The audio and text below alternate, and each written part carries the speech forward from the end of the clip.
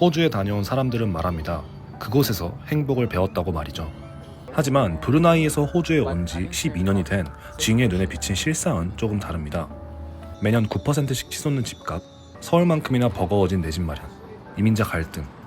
미디어에서 보여주는 호주의 환상 뒤에 숨겨진 차가운 현실은 무엇일까요? 오늘은 12년차 현지인의 시선으로 호주 삶의 진짜 민낯을 들여다보려 합니다. First of all, you're nice to meet you. Nice to meet you too. Nice to meet you too. Can you introduce yourself? Yeah, sure. So I'm Ging and a pharmacist. Then, if it's okay, could I ask you how old are you? So I'm 28. this 28. year. Yeah. Then could you share your background too? Yeah. So I'm a Malaysian Chinese living in Melbourne. So, but I'm born in Malaysia, but I'm raised in Brunei, so it's a bit complicated. Yeah, but pretty much the same culture anyway. Then my biggest curiosity to you is why did you choose to come to Australia from Malaysia? I came here at 16 when I first arrived for my college, and I followed my sister's footsteps. So she was here to do college as well. So I do the same thing pretty much. And yeah, because that's what my parents do to send us to overseas, try their best to get their children to hopefully find their feet. Then what is the most difficult one when you reached on here at first? I think the challenges is more when you have to stay away from parents and then learn to be independent as well, and also find your own rhythm in this new place. So I think that's challenging for everyone pretty much in the new world. Yeah, just gotta slowly adapt. Yeah, I think that's a challenge. Then I just know and heard that 10 years ago or 20 years ago there are more like discrimination for the race of the Asians or things like that. So isn't it hard for you at the time? Back then, I think it's not as bad. I think really? now it's actually getting worse actually. Oh really? That's how I feel. I think it's everywhere anyway. Racism is probably everywhere. But I think we just need to, what matters is whether we choose understanding over ignorance and like love over division. So I think it's just how people want to think about it. But then how I feel now is like probably the country, like in the world, probably racism is getting worse actually. Yeah. That's how I feel. Why do you think that happened? Maybe it's because even though people are more cultured now, more educated, but sometimes when something different happens, or maybe like immigrants come over, obviously people will be a bit reluctant to. But if you respect their culture, like immigrants, let's say, if they respect the new culture that they're going to, I think most people would be alright. But sometimes I feel like immigrants are also not doing the right thing too. Sometimes they're trying to, how do I say it, create their own pathway instead of adapting the new place. That's what I think. So that's why not a lot of people likes immigrant because of that reason probably. Yeah. Then do you think this problem could be solved? I'm pretty sure it can be if you choose love over division, pretty much. Yeah. Yeah, because I think every race and every faces tell you a story, so you just gotta understand the story, and That's right. yeah, that's how I think. Okay. That's really good idea. Yeah. And we should do maybe. Yeah. Then when you first arrive here, there are a lot of choices that you can get for your majors. Yes. Like, of course, there are pharmacies or psychology, or things like that. But why do you choose to be a pharmacist at first? So my story is pretty interesting. So what I did initially, I went to Melbourne Uni to do biomedicine, and then slowly biomedicine. When I graduated, I feel like I can't do much with biomedicine. I don't have much option. And back then, when I graduated, I was still around, I think, or less than 20 years old. So I was still pretty young. I still don't know what I want to do. So I moved on, and I have quite a lot of friends that's doing pharmacy. So they told me, why not you try it? So I tried doing a pharmacy as well. I graduated from pharmacy and just moved towards that pathway.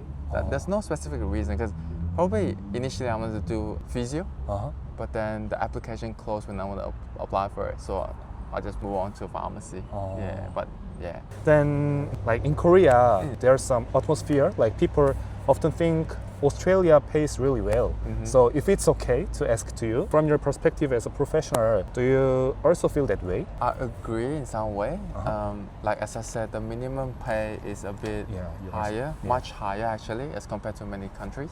So people might obviously lean towards thinking, oh, Australia pay is higher, but I think that it's just because the minimum pay is pushed up. Yeah.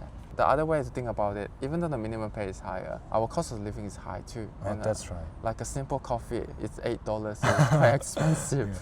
Yeah, so I think there's a light and shadow to everything If you compare to Brunei, how about Brunei's cost of the living? Brunei is cheap. Cheap? Yeah, but then obviously the pay is not as high. Uh-huh. But I think it's sustainable. So what you get paid, there's food and everything is cheap. Uh, But here, sometimes people probably work so hard, Uh-huh. buy a coffee, and that's it.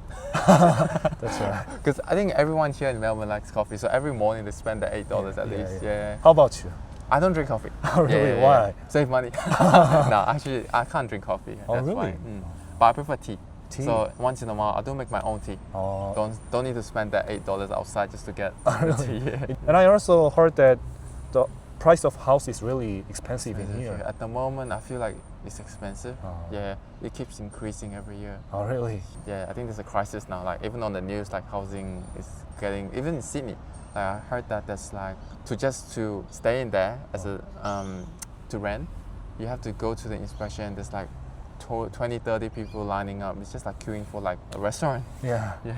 that's right. This is really big problem in Australia, I think.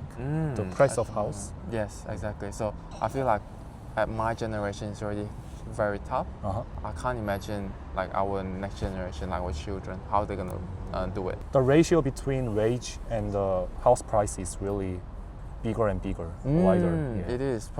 I think I saw on the news or like social media, they say that probably it take like 40 years or something, 30, 40 years just to Yeah. get a house. And that's like a long time actually. In your experience, does your friends also feel like that is a problem in Australia? I think everyone. Everyone. I have never heard someone saying that house here is okay Oh. unless they're born rich anyway. But Oh. yeah, but I think everyone is having a hard time buying a house. Then, like in Korea, people think that if you go to working holiday to Australia or just move to there, you can feel what is the happy, because most of the Australians are really happy. Seems like happy. So, why do you think that a lot of people called Australian people are happy? I think if you think like they're getting paid and the minimum pay is higher, they use that money to pursue what they want, what they love. So probably they're happier. But what's behind the scene that you don't know is probably, are they saving enough for the future as well? And I think everyone has their misconception of the other end is better. That people are more happier. But if you use the working visa holiday, you can come here, experience 1 to 2 years, and see whether you still say the same thing after that. Like, I think it's more how you're able to adapt the place more than what you think people is in the other side. So staying and living is different. Yeah, that's what I think. Staying and living is different. Like you might be happy to go for a few weeks, a few months of holiday. You think Yeah. they're better, but then when you stay there to survive, probably not everyone can take it because not everyone can adapt the new place. And also we can see homeless people in the city too. So there's always good sides and bad sides. Yeah, in and the you country. don't see that on social media. If Yeah. you look at that, like homeless people in Melbourne, you don't see that. That's right. We could see just a beach. Yes, Yeah. yes, and people enjoying relaxing That's with their right. sunglasses. That's right. Yeah. But also, we can know that in this interview, Australia people also have struggle in something. They Yeah. must have their Yeah. own struggle, and behind the scene, there might be a lot of reasons that you don't know that's making them struggle, surviving every day. Then, what do you think the success means in Australia society? I think people are more focusing too much on success in terms of career and money, and then forget about kindness. That's how I feel. And happiness sometimes just, you shouldn't see what you don't have. It's also whether you're appreciating what you do have. So it's just like what we're talking about, like, Australia probably is a bit better, they're all happier, but you gotta appreciate what you have to by your side. That is the way to being happier. So if you appreciate more what you have, I'm pretty sure you're gonna be much happier. That's right. I should do that too. Then, what is the failure means in Australia society? Do you think? Failure society. I think if you can't even survive and get what you want, for example, going to a restaurant and then you feel like having a brunch this morning, the struggle is that you don't have that money. I think that's probably one of the horrible part. Like you can't go what you want, and when you can't pursue what you want, you might be a bit more upset. I guess, yeah. Then, haven't you feel like depression in your life? I do. Oh, Back really? then, yeah. When I have struggles from like uni stress, and trying to survive in this community, and also workplace conflict. There's a lot of things that could trigger devastating stuff. But just look at the bright side. Don't dwell on things that's bad.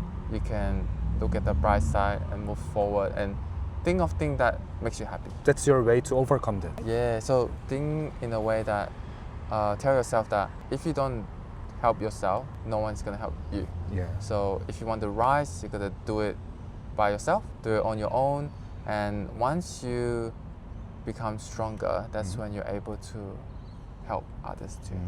That's how I think. Don't rely on anyone. Just live by yourself. That's very, very powerful sentence.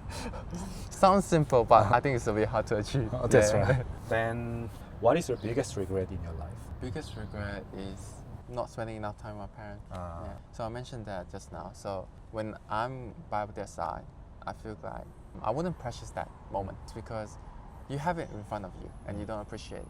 It's only when I came here after 16 years old and I feel like distance is what truly matters. Time doesn't go back. So what I can do is that after that, I'm gonna try to spend more time with my family. Like even calling them every day, just one simple thing. Just telling them that I'm doing well, is what they want to hear and what makes them happy. Because they can't see you, but at least they know that you're doing well. That's my biggest regret. I don't have much regret. Then, if you could give any advice to your younger self, what would it be? My younger self, I think it goes back to one of the things I said. Success is not important. It's more like how I walk towards the path to get it. It's the pathway, the process of hitting your goal of success. This is more important. Don't always want to achieve. Like eventually, sometimes when you have a goal, when you achieve it, that's it. Like you don't have anything else after. Like you get your goal, you reach your goal, and sometimes you're a bit lost too because you already done what you want to achieve.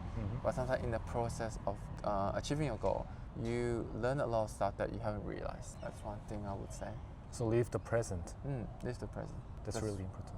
Don't think too much. Don't think so much. I should do. Just do it. Okay. Okay. I'll do that. Then this is my main question in my video, Yeah. and the last question. So, what do you think is the most undervalued value in this modern society? Compassion and also people they neglected kindness. Happiness is not just about what you don't have. It's also what you have in the present. Just appreciate what you have right now. Then opposite of that, what is the overvalued value in this modern society? Overvalued. Career. Career. People think that career is the only way of success. You have a better job, better pay, you're successful. But not necessary. Someone with a normal life, having the normal career, but a lot of love, they are very successful too.